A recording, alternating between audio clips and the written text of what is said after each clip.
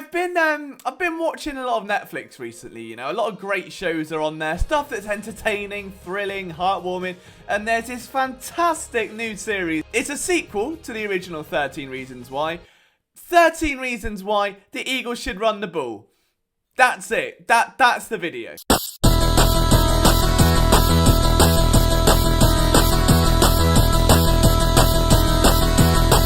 Hey guys, welcome to another episode, the return, the fabled return of Internet Reacts. We are back after a long hiatus. You guys demanded it.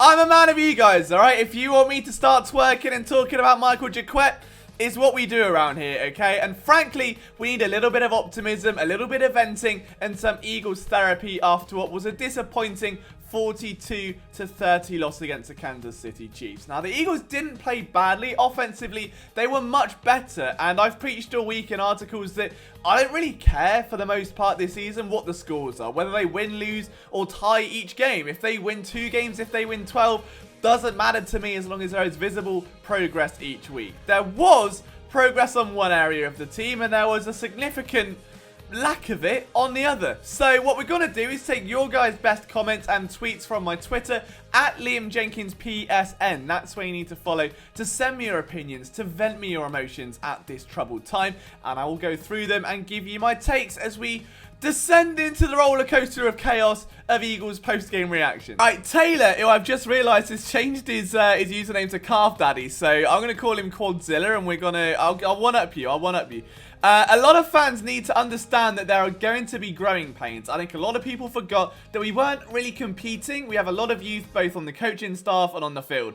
3 first-round picks next year, plenty of time to build. The last bit we'll get to in a minute. But I fully agree with that, and it's a sentiment that, as I just mentioned, I've preached all week long. It's early days, and the main thing is that we see progress. So when we see Nick Ciriani having gone from not targeting tight ends at all, and there being no passes over the middle, to there being the inverse, and there being plenty of traffic over the middle, that can only be seen as progress. When we see more rushing attempts, that can only be seen as progress until, you know, they get inside the 20 and admittedly forget how to run the ball. I think the big thing stopping this Eagles offense right now is their own lack of discipline. We're seeing Andre Dillard make errors, and maybe that's a little bit on the quarterback, but we saw 3 penalties on offense. I know one of them was controversial, but take away 21 points. Pretty much. I mean, that was 3 scores that were just wiped off the board at least, okay, by their own errors, and it's not good enough, and that has to change, and it will in time.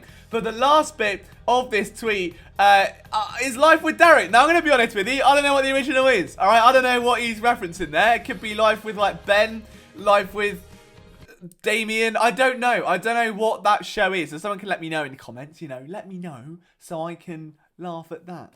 But I like the fact that he's photoshopped different Eagles onto each member of the cast. So I can't tell you which character's which, but Derek's there. He's in the middle. Brandon Graham is on the side as a woman. He's looking lovely. You've got Alex Singleton looking very displeased. I like the flowing locks there. I'll give you that one. Jonathan Gannon suits pink. Alright, he suits pink. Some men are better in pink, okay? I think I would be one of them. Richie Cox, my new best friend, looks as butched as ever. And Nick Sirianni's neck looks like it's attached to an arm. It's sort of like some sort of weird droid squid. Either way, it's cool. Osiris says, every time I heard the refs were huddling up. Yeah, not wrong. I mean, it was very much a Zebra Brigade, wasn't it? I mean, I don't want to go to the zoo anytime soon because we get to see it each week, don't we? I mean, that's the beauty of being an Eagles fan. You get to see zebras each week, just steal the show. I liked seeing Nick Ciriani get up in the faces. That was pretty cool. You know, seeing him get a bit passionate, a bit emotional. Quick observation, though, on Nick Ciriani, okay? It's really wholesome and lovely that he's got the numbers of each player that's out for the season on his visor. It's almost like a memoriam, you know? He's got 56 there for Brandon Graham, and it's really lovely. The issue is, okay, that visor is going to look like an Ohio State helmet come the end of the season because there are so many injuries. Lane Johnson was out today for a personal matter. You've only got 1 member of the Eagles offensive line starting right now. That's Jason Kelce. The rest are backups. It's 2020 all over again. Sirianni is going to be a collage. It's going to be 100 square is what he's going to be. I want to see which numbers are left over by the end of the season. It's going to be interesting. But yes, the refs did suck. But ultimately, that wasn't the reason for the Eagles' demise. Infuriating as it was, we have to kind of swallow up a little bit and just rather turn the focus to the fact that Jonathan Gannon's defense, more like Jonathan Gannot coordinated defense. Gannon. Can't do it.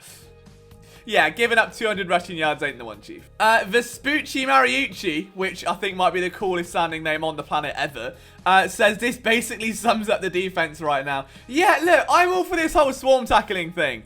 If you're around the ball, okay? If no one's around it and it just looks like some weird relay going on, it's bad. You've got Jannard Avery making errors. Outside of an interception, Eric Wilson has been atrocious. Like, the one play on defense that stood out to me all game, and nothing else, okay, was Milton Williams chasing after a Kansas City Chiefs running back. I think it was Williams after he broke through a hole. The one man to bring him down wasn't a safety, wasn't a corner, wasn't a linebacker. It was Milton Williams pursuing, and had he not done that, it was a runaway touchdown because somehow the Chiefs got their entire offensive line into the secondary. So, big up Milton Williams, alright? You're excluded from all criticism, mate.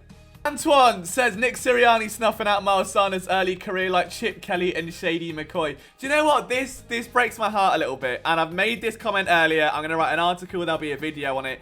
I think Miles Sanders is heading for an early exit. It reminds me so much of what we saw in Chicago a few years ago. New coach comes in, Tariq Cohen gets drafted, and Cohen does something Jordan Howard can't, which is catch the ball out of the backfield. All of a sudden, he starts producing a lot more, defenses don't see it coming, Cohen balls out, Jordan Howard ends up going, what am I doing? And ends up landing in Philadelphia, and his career slowly disintegrates. Now, I will put it out there, I think Sanders has way more talent than Jordan Howard, and has a much higher upside than Jordan Howard, but there is no way Sanders is going to be happy with not only a declining workload, but seeing that Gainwell has come in and just sort of automatically taking carries and receptions away, because the way Ciriani wants to implement running backs is in the receiving game, apparently, and that's just the way, unfortunately, we've got to see this offense going. So unless something changes, I could kind of see Sanders being on his way out soon, and that sucks. Scooby, as just Charles Barkley saying, terrible. Don't blame him. I mean, it was terrible in most aspects. Tommy, our writer Tommy, says this close with a gif from Archer. At least I think it's Archer. If it's not Archer, arch me into the sun. Yeah, because I've had enough, all right? I've had enough for one day. I think that's the thing. What really annoyed me was the fact that the Eagles were close. Like, they put up a lot of points. Like, yes, it was an atrocious Chiefs defense, okay? We can forgive that. Jalen Hurts looked like the quarterback he did in week 1. Also, a huge shout to Devonta Smith, okay? His 122 yards now sends him to the most rookie receiving yards of all time, courtesy of our writer Chris Infante. All right, I'm looking at you, Kay Adams. Yeah, I'm looking at you, big Twitter account stealing the stats. Just credit, boys, okay? It's not hard. But Devonta Smith had himself a game. It should have been much better, much brighter somehow. Otherwise, what would have been another touchdown? Smith looked excellent. He was carving up the Chiefs all day. His route running was immaculate. He was only outshadowed by Tyreek Hill, who put Anthony Harris on spin cycle. And that wasn't a pun about the Fletcher Cox washing machine, all right? It just happened. QB's not happy. There's not much you can do. Yeah, there isn't much you can do. If Patrick Mahomes throws 5 touchdowns, you're going to have trouble keeping up regardless. And that defense just ultimately isn't where it needs to be right now. We've had 2 identical gifts, though, from Mike and N7 Darry Incredible. I want to say I've said that right, unless his name is like Darry Incredible. It's Darry Incredible, all right? Anyway, 2 flags, a lot of flags on the plate. Wasn't pretty. I mean, the Eagles need to get out of their own way. It's embarrassing. There have been more flags than I've had cups of tea. I'm British, all right? That's a lot of tea. I just don't understand it. I really don't understand where there are so many penalties coming from. Like, what's causing the false start? It's almost as if they're trying to play bingo to get every single flagrant call imaginable. Anything you can be penalised for, get it done. Get it on the score sheet. Someone's got a prop bet on this, and I'm going to have money on it. Someone like Jeffrey Lurie. Moni Lawson says Miles talking to Nick about Jeff always wanting a part in offense. I don't even know if it's about Jeff, you know. I think it might just be Ciriani, like, especially if you look back at the way that Indianapolis offense was ran last year. A lot of it was based on running backs out of the backfield. And outside of Jonathan Taylor, guys like Nyheim Hines did that same sort of job. Ferguson says the defense makes you want to scroll through Bleach reviews.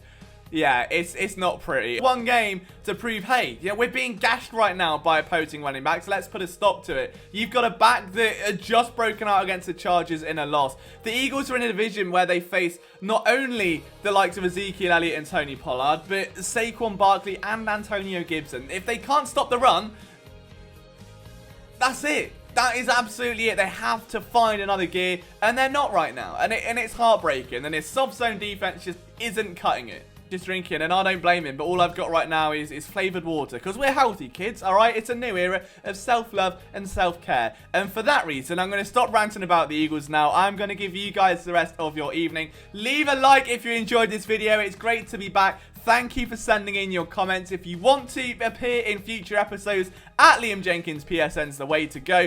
From myself, conveniently named Liam Jenkins, I'll see you next time. Go Birds.